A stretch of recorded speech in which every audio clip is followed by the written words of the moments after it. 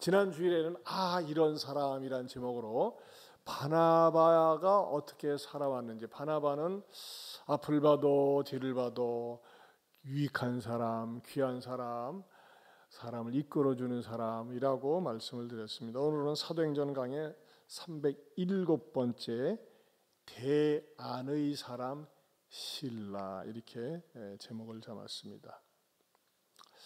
여러분, 사도 바울과 바나바가 서로 각자의 길을 갔습니다. 바나바는 그래도 사람을 세워야지 하면서 마가를 데리고 갔어요. 근데 바울은 그 옆에 사람이 없었습니까?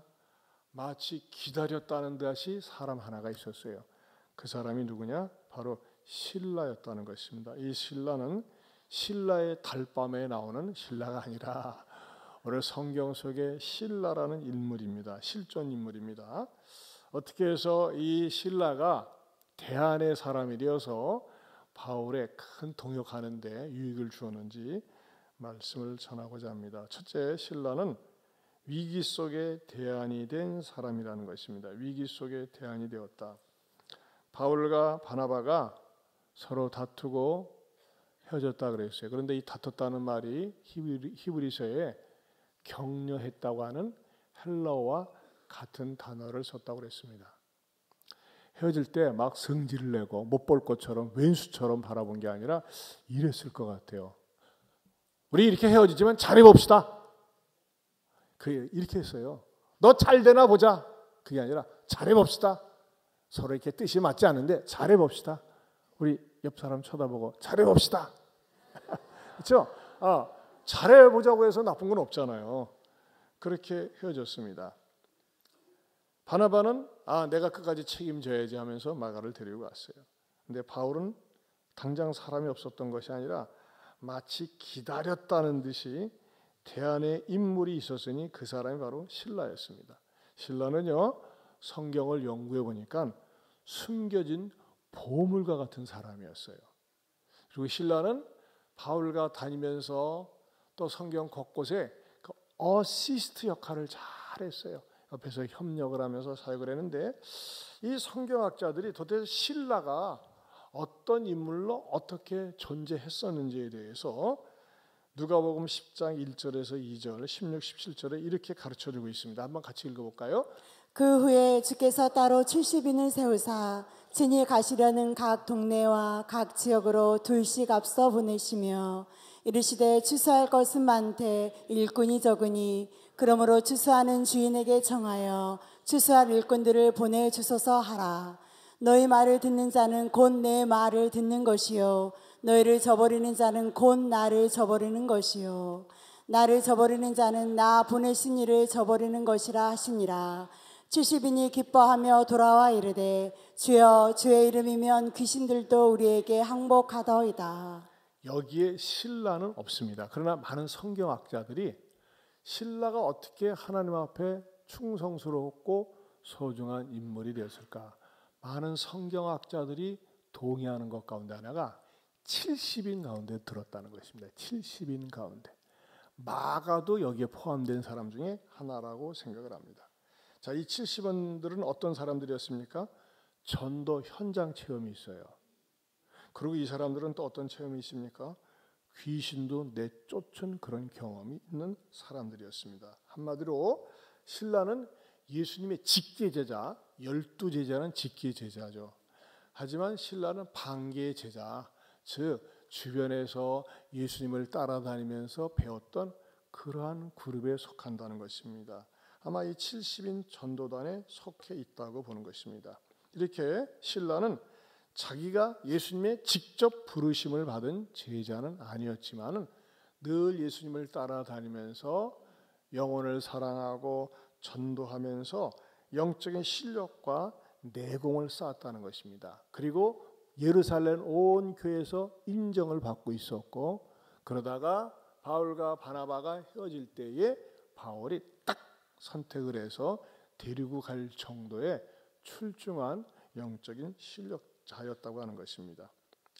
저는 여기에서 아주 굉장한 중요한 영적인 진리를 발견합니다. 여러분, 우리가 환경 탓을 하지 않고 내 주변 탓을 하지 않고 나에게 주어진 상황 속에서 최선을 다해서 실력을 쌓고 믿음을 쌓고 기도로 축적을 하고 하나님 앞에서 준비를 하면 때가 되면 반드시 쓰신다는 겁니다.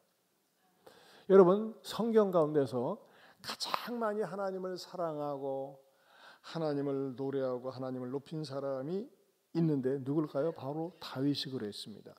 다윗은 말이죠, 세상 사람들이 볼 때는 있는 듯 없는 듯한 존재였습니다. 다윗은 자기 위로만 남자 형제만 7명이었거든요.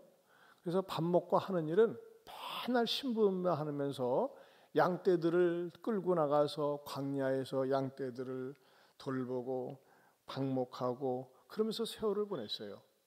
한마디로 목동입니다. 여러분, 이스라엘 가보면요, 베두인들을 볼 수 있습니다. 저 광야에서 베두인들이 양떼들을 몰고 다니면서 그냥 한가롭게 이리 왔다 저리 갔다 하면서 그렇게 보내는 베두인들을 볼 수 있습니다.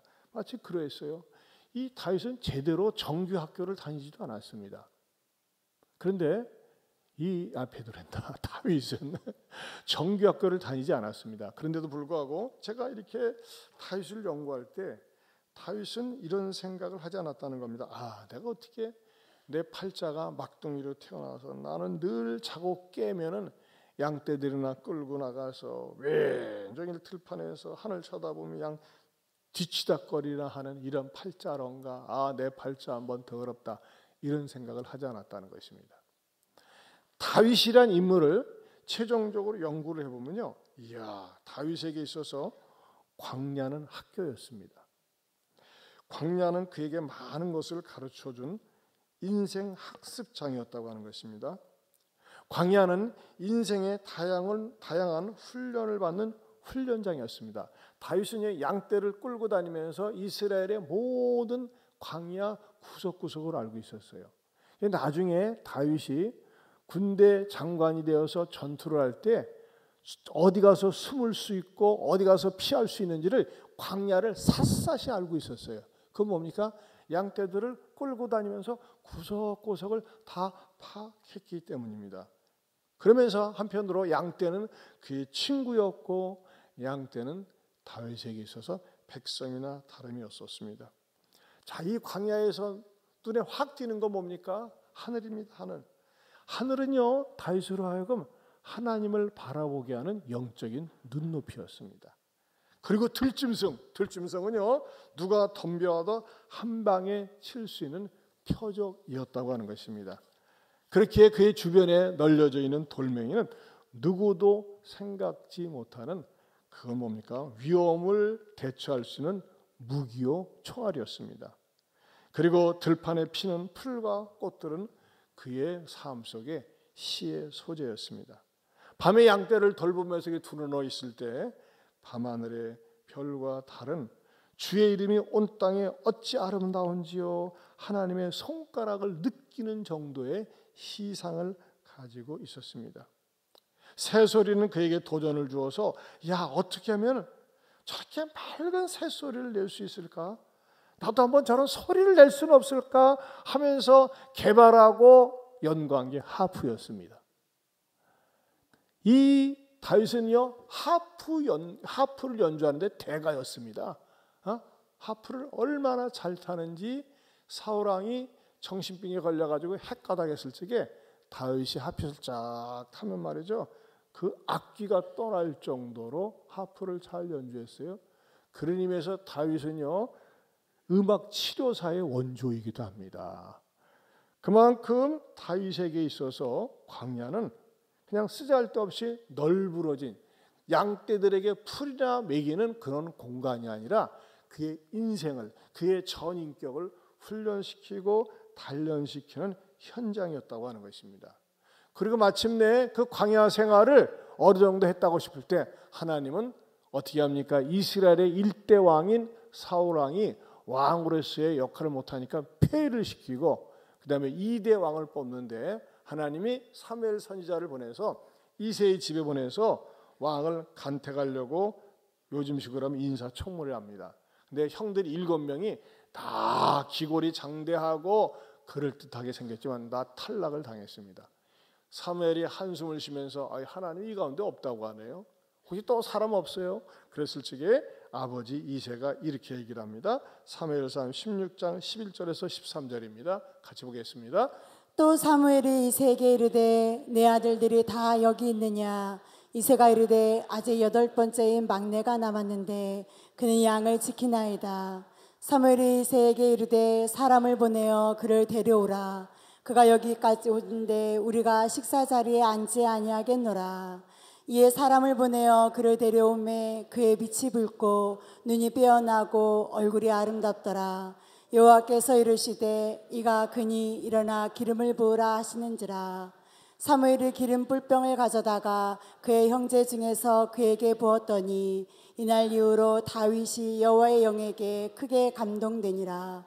사무엘이 떠나서 라마로 가니라. 다윗은요, 사무엘이 자기 집에 방문했다는 사실을 아마 알았을 거예요. 왜냐하면 사무엘은 그때 당시에 나라의 국부나 다름이 없었어요. 근데 다윗은 뭐 하고 있어요?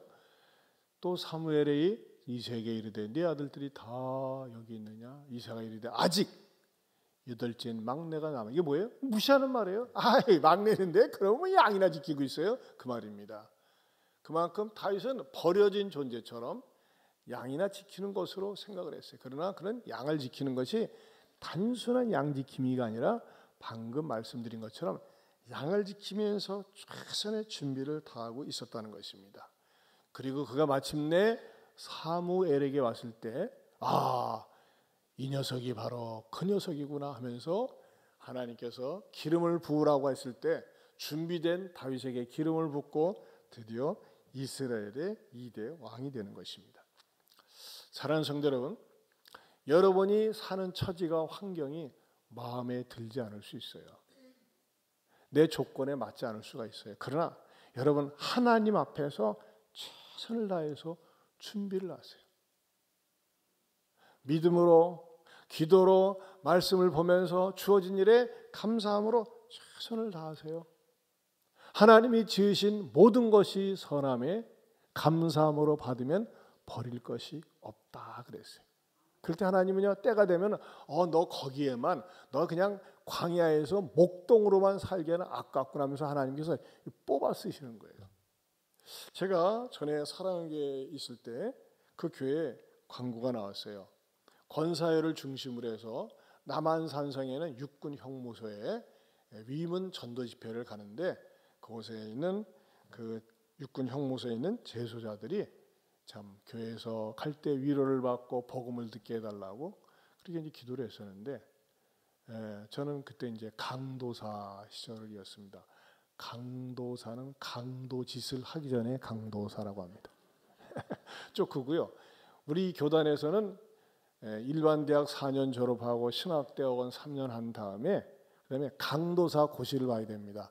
강도사 고시가 교리와 역사, 성경 모든 것을 갖다가 그냥 다 주관식으로 쓰는 굉장히 어려운 시험이에요. 강도사 고시에 떨어지는 분들이 많이 있어요. 근데 그것을 패스하고 나면은 강도사라고 부릅니다. 강도사. 왜? 강단에서 말씀을 선포할 수 있는 자격이 있다. 그래서 강도사라고 하고 그것이 1년 지난 다음에 이제 목사 안수가 되는데 그때 강도사인 저에게 갑자기 전화가 왔어요. 왕사, 내일 육군 형무소 가는 거 알지? 아는데요? 저는 안 가는 거 아는데. 아니, 그 담당 목사가 일 있어서 못 가니까 자네가 가. 그러는 거예요.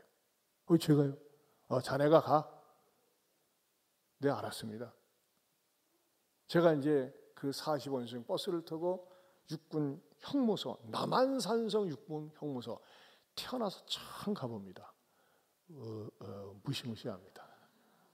근데 그곳에 가서 설교를 하는데 얼마나 다리가 떨리고 흔들리고 겁나겠습니까? 일반 성도들한테도 별로 설교를 많이 해본 그런 경우에 더군다나 생판 모르는 곳에 그러나 저는 했어요. 믿음을 했어요. 또 선포를 했어요. 그리고 이제 설교 끝나고 돌아오면서 맨 앞자리에 앉는데 권사님들이 제 뒷담화를 치는 거예요. 뒤통수에다가. 이야, 강도사 치고 잘하네. 괜찮네. 왜 섭섭합니까? 여러분, 제가요 갑자기 그렇게 시켰을 때 저는 사양하지 않고 그렇지 가야지 가는데, 그때 육군 형무소에서 제가 서서 담대하게 말씀을 전할 수 있었던 것은 평소에 내공이 있었어요. 저는 신학교 다니면서 서대문 구치소를 자주 드나들었습니다. 죄져서 드나든 것이 아니라 서대문 구치소에 전도자로 가서 그곳에 가서 그 재소자에게, 교도소하고 구치소는 달라요. 그 구치소에 가서 복음을 전하고, 또 서대문 시립병원이라고 있어요. 서대문 사거리에. 그쪽에 가서 복음을 전하고, 때로는 명동, 여러분 지금은 없어졌지만 옛날에 코스모스 백화점이 있었습니다. 코스모스 백화점에서 메가폰 잡고 명동 시내에 지나다니는 시민 여러분, 여러분들이 물건을 사러 왔지만은 예수님을 믿어야 구원받습니다. 이렇게 제가 외쳐본 적도 있고, 한마디로 뭡니까? 저는 광야에 야성이 있었다는 겁니다. 저는 이 야성이 딱 받쳐주니까 뭐예요? 언제 어디서든지 불러주시면 그냥 가는 거예요. 여러분, 제가 자랑하는 것 같아서 죄송하지만 예를 들자면 그런 거예요. 여러분도 마찬가지예요. 여러분의 주어진 환경과 처지에 대해서, 만약에 다윗이 말이지, 나는 말이지 맨날 꼴쪽이 말이 막둥이라고 양이나 치다가면서 막 돌멩이나 던지고 말이죠, 두루나 자빠지고 그랬으면 되겠어요. 근데 다윗은 항상 정신 차리고 준비를 하고 있었을 때, 또 준비하고 있을 때 하나님은 야, 너는 목동으로서는 아깝다 하니까 이스라엘의 목자가 왕으로 세우지 않습니까? 저는 이게 정말 필요하다고 봅니다. 세월 낭비하시지 말고 준비하면서 기도하면서 나아갈 때 하나님은요, 하나님께서 대안의 인물로 쓰십니다. 누가 대안이었어요? 신라가 대안이었잖아요. 신라는 평소에 믿음의 현장 속에서 전도를 다니면서 충성하면서 말씀을 가르치는 것이 눈에 띄니까는 바울이 가차없이 신라를 선택해서, 어디에 나왔어요? 40절에 성경에는 간단하게 나와요. 40절에 바울은 신라를 택한 후에 그래서 그냥 택해서 가시죠. 그러나 이 속에는요, 신라의 삶에 많은 아름다운 영적인 내공을 보여준다는 것입니다. 그런 만큼 사랑하는 성도 여러분, 여러분들이 말이죠, 주어진 자리에서 세월을 낭비하지 말고 하나님 영광 외에서 정말 열심히 준비하면서 살 때 하나님께서는 반드시 써주신다는 사실을 믿으시기를 축원합니다. 두 번째로, 이 신라는 고마운 협력자였다는 것입니다. 고마운 협력자였다. 자, 안디옥 교회에서 교리적인 문제가 발생이 되었고, 예루살렘 교회에서도 교리적인 문제가 발생되었을 때 이 문제가 만장일치로 해결된 다음에 문제의 발원지였던 안디옥 교회에 보내는데 어떻게 보냅니까?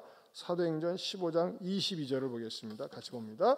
이에 사도와 장로와 온 교회가 그 중에서 사람들을 택하여 바울과 바나바와 함께 안디옥으로 보내기를 결정하니 곧 형제 중에 인도자인 바사바라 하는 유다와 실라더라. 네, 이 가운데 신라가 딱 포함되어 있습니다.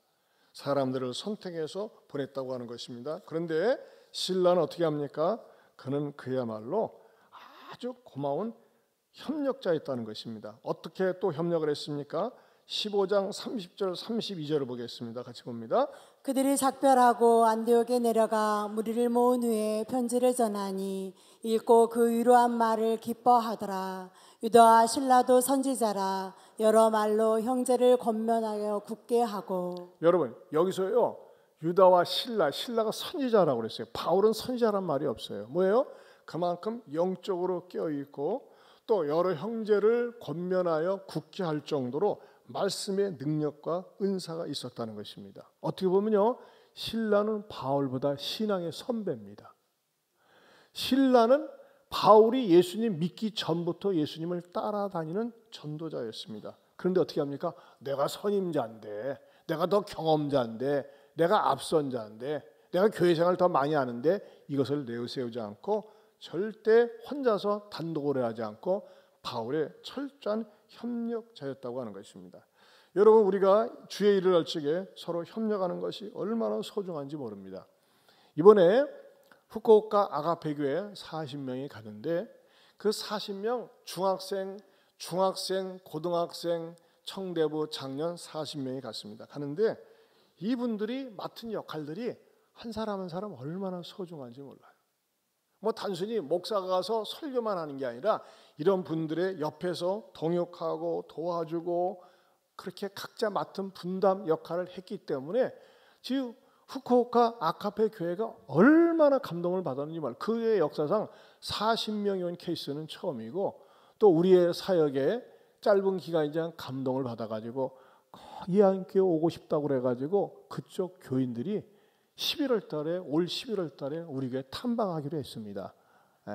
그냥 오세요. 우리는 재워주고 먹여줄 테니까 비행기 티켓만 끊고 오세요 해가지고 오기로 했어요. 자, 이런 아름다운 일은, 이런 감동은 어떻게 일어날까요? 그것은요, 서로가 협력하고 서로가 함께하고 참 그 담임 선교사님과 목사님이 얼마나 우리 팀에 대해서 감동을 받았는지 몰라요. 왜? 서로가 정말 상부상조하고 협력하면서 그렇게 은혜스럽게 일이 되었다는 것입니다. 저는 우리 교회 안에 이렇게 다른 분들과 협력해서 사역하는 정말 평신도 리더들이 많이 있다는 것에 대해서 얼마나 감사하게 생각하는지 모릅니다. 어떤 순자님 같은 경우는요, 새가족반을 해요. 웬일인가 했더니 자기가 전도한 그 새가족이 혹시라도 흐트러질까 봐 자기는 이미 새가족하고 성신반하고 제자반 사역하는 순장인데도 불구하고 새가족반에 동참해가지고 같이 배우고 같이 마음의 문을 열고 이렇게 서로 배우는 것을 보고 감동을 받았습니다. 참 우리 교회에 이렇게 성숙한 분들이 많이 있다는 것에 대해서 얼마나 감사한지 모릅니다. 때로는요, 신앙생활이 교회 안에서 성도들끼리 협력도 되지만은 자녀들이 부모에게, 부모가 자녀에게 서로 협력하면서 신앙으로 이끌어줄 수 있습니다. 제가 이런 내용을 보고서 감동을 받았는데 새가족반에서 있었던 일입니다. 우리 성도님이 운전이 서툴렀다고 합니다. 그런데 주일날이었는데 주일에 아이는 말이죠, 엄마 교회는 있잖아 30분 전에 일찍 가야 돼 그러더래요. 아이가 9살 묵은 아이가. 야, 그래서 일찍 나오는데 말이죠, 차를 빼려고 하는데 차들이 빼곡하게 있는 거예요. 이걸 어떻게 하면 좋은가 해가지고서 말이죠, 그 앞에 있는 차를 밀어보려고 저게 하니까는 뭐예요? 앞차가 또 새 차야, 새 차. 잘못하다가 말이죠, 새 차에 밀다가 부딪힐 수도 있잖아요. 그래서 경비실에 연락해가지고 차 좀 빼주세요 하면서 기다리고 있는데 그 시간이 굉장히 오래 걸리는 것 같더래요. 마음에 화도 나고 교회는 가야 되는데 말이죠. 그러나 차를 뺀 다음에 운전대에 탁 앉았는데 9살 먹은 딸이 엄마 손을 꽉 잡더니 엄마 힘내 그러더래. 눈물이 핑 돌더랍니다. 이야, 그렇게 위로해 주는 거예요. 그러면서 말이죠, 한 수 더 떠가지고 엄마 휴대폰을 갖다가 엄마가 평소에 가요를 들었는데 찬양을 틀어주더래요. 몇 살 먹은 애가? 9살 먹은 애가. 주일학교를 잘 다녀서 그래요. 주일학교. 어떻게 9살 먹은 애가 교회 가는데 좀 늦었다가 엄마가 마음 상할까 봐 엄마 힘내 위로해주고, 또 엄마를 기쁘게 하기 위해서 말이죠, 가요, 엄마가 평소에 가요 들었었는데 찬송가를 갖다가 틀어주면서 이야, 내 이 아이 때문에라도 제대로 신앙생활 해야 되겠다 이렇게 고백을 하더랍니다. 여러분, 정말 이 자녀들에게 믿음이 제대로 들어가면요, 우리 부모들이, 어른들이 감동받을 일들이 참 많습니다.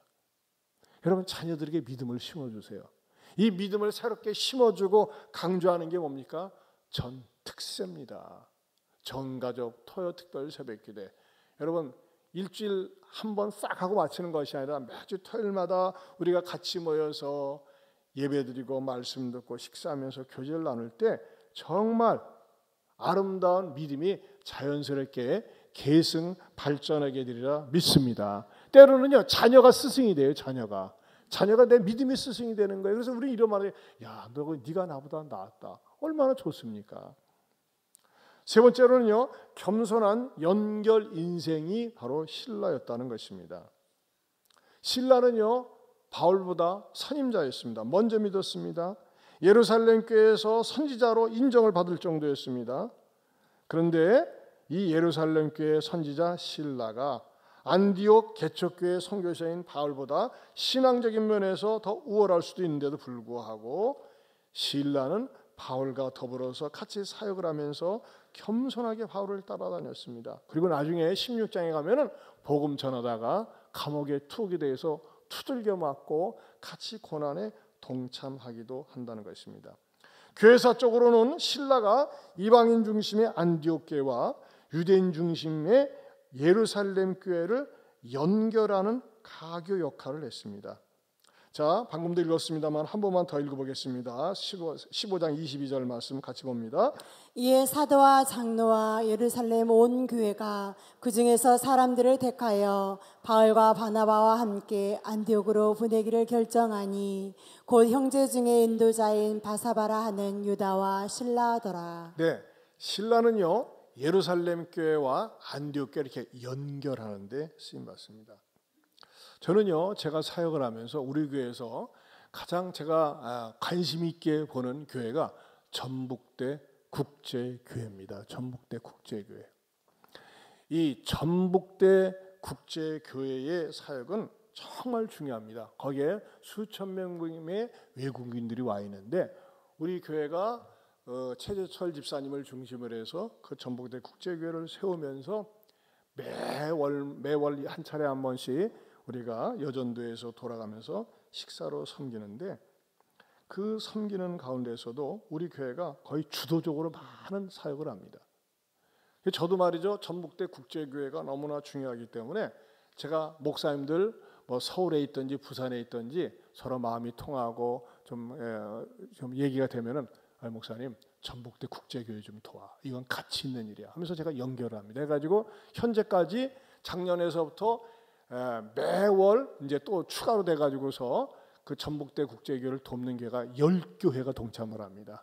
제가 연결해가지고 제가 볼 때도 이쁜 짓이에요. 왜? 우리 교회가 거기에 간사 한 분에게 월 100만 원씩 드리고 또 매월 50만 원씩 드리는데 또 우리 장로님들하고 의논을 해서요. 이 전북대 국제교회를 크게 우리가 격려하기 위해서 그 어려운 학생들에게 장학금을 줍시다 해가지고 1년에 1,000만 원씩 장학금을 주기로 했어요. 상반기에 한 번, 하반기에 한 번. 그래가지고 이제 앞으로 우리가 거기서 교수회에서 이 학생들에게 주면 좋겠다 싶은 학생들을 선발해서 우리 예한 장학금을 주는 겁니다. 그럼 저는 앞으로는 늘려갔으면 좋겠어요. 그리고 한 명은 반드시 전도 장학금을 주자. 그러면 이 학생들이 와가지고 말이죠 사랑을 옴빵 받으면 자기 고국에 가서 우리 대한민국에 대해서 어떻게 하겠어요? 지한파가 되고 친한파가 되는 거고 우리 국위 선양하는 데도 유익한 거예요. 그 더군다나 어떤 사람들이 예수 믿는 젊은이들이. 그러면서 우리 장로님들하고 또 우리 결정한 게 있어요. 우리 대한민국에서 건강하고 좋은 그 목사님들을 배출하는 학교가 총신대학교입니다. 우리 예를 들면은 우리 그 성균 목사님을 갖다가 총파라고 합니다. 총신대학교 나왔고 총신대학원을 나왔어요. 그러니까 총신에서만 나오고 이 총신대학교는 말이죠. 정말 우리 교단에 있어서 신학을 지키는 산실 역할을 합니다. 근데 이 총신대학교가 기숙사가 너무너무 낡은 거예요. 그래서 우리 총회적으로 이 총신대학교 기숙사를 새롭게 짓자는데 원래 건축 비용이 240억 들어간대요. 근데 100억은 우리가 1년에 한 번씩 세례 의무금 내지 않습니까? 10,000원씩. 그것이 잘 기금이 있는데 그 가운데서 우리 총회에서 100억을 총신대학교 기숙사 짓는 데 쓰고 나머지 140억은 우리 교회 모든 교회들이 십시일반으로 동참하자고 하는 그런 결의가 있었어요. 그래서 우리 교회도 비록 익산이라고는 시골에 있지만 적어도 기숙사 한 동 짓는데 1억이 들어간답니다. 기숙사 한 동. 기숙사 한 동은 맞자 해가지고 1억을 맡기로 했어요. 그래서 1억을 어떻게 보내냐? 매월 500만 원씩 20개월 동안 보내기로 했습니다. 그래서 여러분들 혹시 내가 이 돈이 있는데 어떻게 하면 좀 가치 있게 쓸까 감동되시는 분들은 총신대 기숙사 헌금 지명 헌금을 해가지고 참여해 주시면 좋겠다. 왜? 일은요 정말 하나님 앞에 아름다운 일이기 때문에 그렇습니다. 더군다나 신라의 탁월한 사역은 뭘까요? 신라의 탁월한 사역. 자, 그 탁월한 사역은 바울과 마가와의 연결이라는 것입니다. 자, 여러분 이미 말씀드려서 알지만 마가 때문에 바울과 바나바가 헤어졌어요. 그리고 지난 시간에는 끝에 가서 바울과 마가가 연결이 돼서 나의 동역자라고 했었단 말이에요. 그러나 그 과정은 말씀드리지 않았어요. 왜? 오늘 말씀드리려고. 도대체 바울과 마가가 어떻게 연결이 되었는가? 그 연결 역할을 바로 실라가 했다는 것입니다. 실라는 조용하면서도 또 차분하면서도 책임감 있는 진취적인 인물이었습니다. 나중에 분명히 오늘은 바울과 실라가 같이 2차 전도 여행을 나가는데 어느 순간에 바울의 사역을 충분히 만족시킨 다음에 이 실라라는 인물이 워낙 뛰어나다 보니까 베드로 편에 가서 베드로한테 가서 사역을 합니다. 왜? 이 실라는 일단 로마 시민권이 있었고 언어 능력이 출중했습니다. 하지만 베드로는 비록 예수님의 수제자지만 어떡하겠어요? 직업이 어부 출신이다 보니까 가방끈이 짧아요. 그래서 베드로의 통역 역할을 바로 실라가 했었고, 더 나아가서는 베드로가 하나님 앞에 영감을 받아서 이 성경을 기록하는데 어휘력과 문장력이 딸린단 말이에요. 기본이 없는 걸 어떡하겠어요? 그래서 이 딸리는 것을 갖다가 누가 대필했느냐? 야, 내가 불러주는데 네가 고상하고 좋은 언어로 기록을 해라. 이것이 바로 이 역할을 누가 했느냐? 실라가 했다는 것입니다. 어디에 나와 있느냐? 바로 베드로전서 5장 12절에 나와 있습니다. 같이 보겠습니다. 내가 신실한 형제로 아는 실라 안으로 말미암아 실로 안어가 바로 실라입니다. 너희에게 간단히 써서 권하고 이것이 하나님의 참된 은혜임을 증언하노니 너희는 이 은혜에 굳게 서라. 예, 베드로 전서를 쓸 때에 실라 이리 와, 내가 불러주는 거 네가 좀 기록을 해가지고 대필 사역을 바로 실라가 할 만큼 실라를 신뢰했습니다. 자, 그런데 중요한 게 뭘까요? 마가가 실족해가지고 있을 때 베드로하고 연결이 돼서 베드로가 어떻게 했다고 그랬어요? 나도 예전에 주님 배반하고 그랬어 하면서 베드로를 만나서 마가가 위로를 받습니다. 그런데 어떻게 하면은 이 마가하고 멀어진 바울하고 다시 연결을 시킬까요? 그 과정 속에 실라가 베드로 밑에 와서 일을 하다가 마가를 발견했고 마가를 만나서 마가 또 만나니 반가워하면서 마가가 정말 이제 다시 용기와 힘을 얻고 베드로의 중요한 사역을 하는 것을 알고 다시 바울을 찾아가서 마가를 소개하면서 마가는 마침내 누구의? 바울의 마지막 판의 중요한 동역자가 되었다는 것입니다. 무슨 말입니까? 실라는 이쪽이나 저쪽이나 항상 중요한 연결 인생, 링크 인생을 살았다는 것입니다.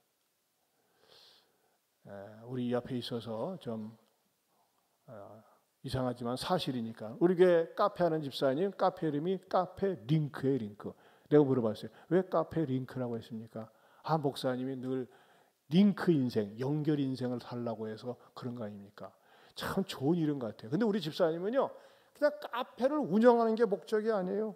직원을 채용하는데 혹시 교회 다니십니까? 어느 자매가 왔는데 인터뷰를 하는데 저는 예안교회 다니다가 쉬고 있습니다. 그래요? 그럼 다시 신앙생활 해야지 해가지고 그 직원이 지금 우리 교회 청대교회에 나오고 있어요. 근데 부모님은 나가십니까? 했더니 부모님이 나오시다가 전에 신앙생활하다가 쉬고 계십니다. 그러니까 또 우리 집사님이 적극적으로 권면해서 작년에 새생명 축제 때 나오고 12월 15일 날 등록을 했어요. 그리고 등록을 하고 또 1월 달에 새롭게 새가족반을 시작하는데 이 새가족반에서 하나님의 은혜가 얼마나 강력한지 말이죠. 본인이 스스로 자청해서 제가 총무하겠습니다.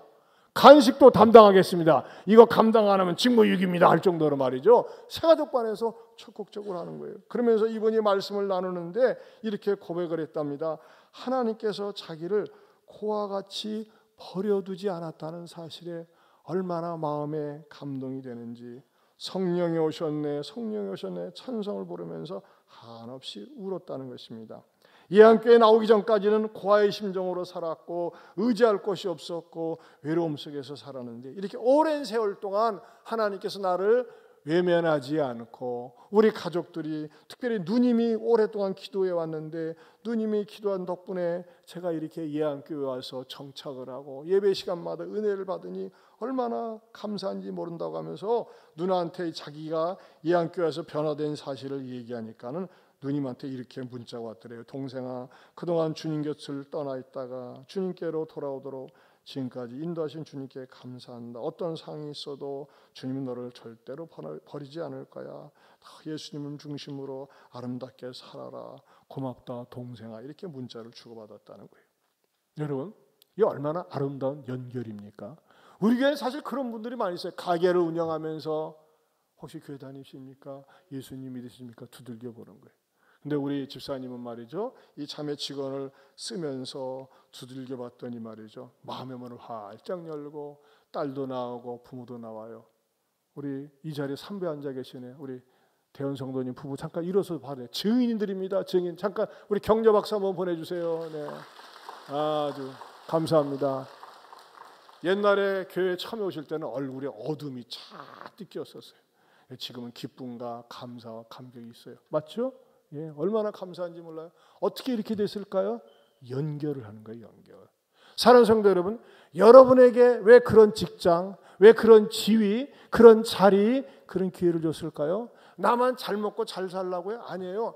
나에게 주어진 환경과 여건을 통해서 어떻게 하든지 연결을 시키는 거예요. 주님 나라, 주님 자녀되게 연결시키는 거예요. 얼마나 아름다운 일이겠습니까? 저는요, 제가 전북대 국제교회 정말 목사님들한테 푸지기수로 사실 많이 연락을 해서 접촉을 하고, 전북대 국제교회는 도울 만한 가치가 있습니다. 근데 다 돕는 거 아니더라고요. 그럼 어찌됐든지 저는 전북대 국제교회 이미 10개가 확보가 됐고, 또 앞으로도 시간이 지나면 계속 연결하려고 그래요. 왜? 전북대 국제교회는 그만큼 외국 유학생들이 가치가 있기 때문에 선교사 하나를 보내는 것보다 여기 온 국내 외국인 학생이 예수 믿고 변화받고 사랑받는 것은 훨씬 선교사 못지않은 가치가 있기 때문에 그래요. 자, 그것만 합니까? 또 이제 일본에 어떤 일이 있었는지 궁금하실 텐데 일주일만 꼬박 참고 기다리시면은 다음 주에 잘 자료 보관해 알려드리겠습니다. 사랑하는 성도 여러분, 우리에게 주어진 삶 긴 삶 아닌데, 여러분 어떤 일이 급한데 사실요 제일 중요한 건 사람이에요. 이 일에 잘 맞는 사람, 성품이 좋은 사람, 그 사람이 누구였어요? 신라였어요. 신라는요 어떤 사람이었어요? 실력 있는 사람이었어요. 겸손한 사람이었어요. 연결하는 사람이었어요. 너무나도 소중한 사람이었어요. 이 사람이 바로 또한 저와 여러분이 될 수 있기를 주님의 이름으로 축원합니다. 우리 한번 이 찬양 같이 부를까요? 당신은 소중한 사람. 소중한 사람은 그냥 그대로 살 수가 없어요. 네, 우리가 이 찬양 부르면서 하나님께서 나도 쓰임 받기를 원하는 마음으로 다 같이 일어서서 부르십시다.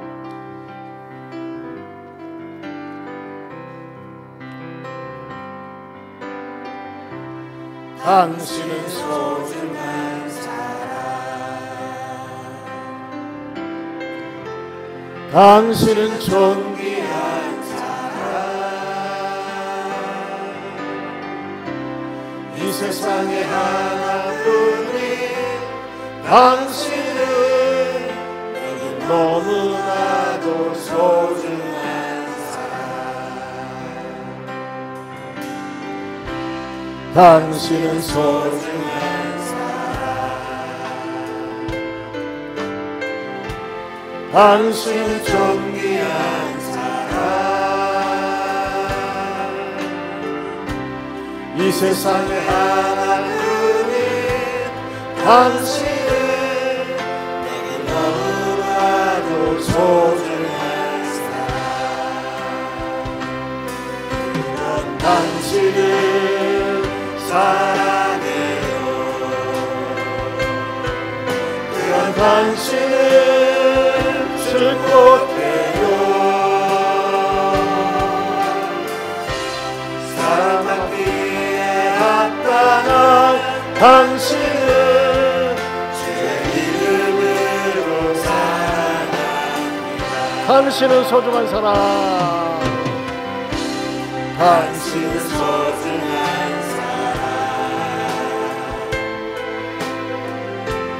당신은 존귀한 사람, 우리 옆 사람 쳐다보면서 이 세상에 하나뿐인 당신은 내게 너무나도 소중한 사람 당신은 소중한 사람 당신은 존귀한 사람 이 세상에 당신은 내게 너무나도 소중한 사람 우리 옆 사람에게 그런 당신을 사랑해요 그런 당신을 축복해요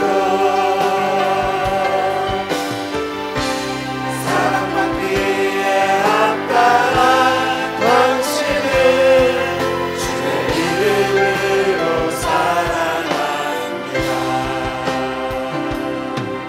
이 시간에 기도하기 원합니다. 하나님, 나도 내 주어진 형편이 만족스럽지 않지만 사람들이 알아주는 것 같지 않지만 열심을 다하고 최선을 다하고 나 자신의 개발을 하고 실력을 쌓기 원합니다.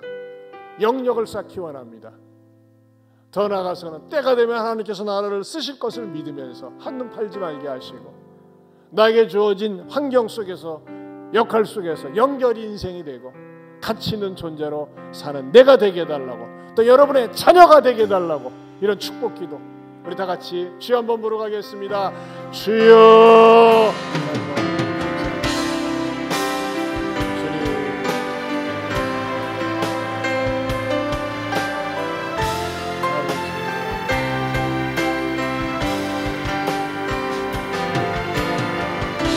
주여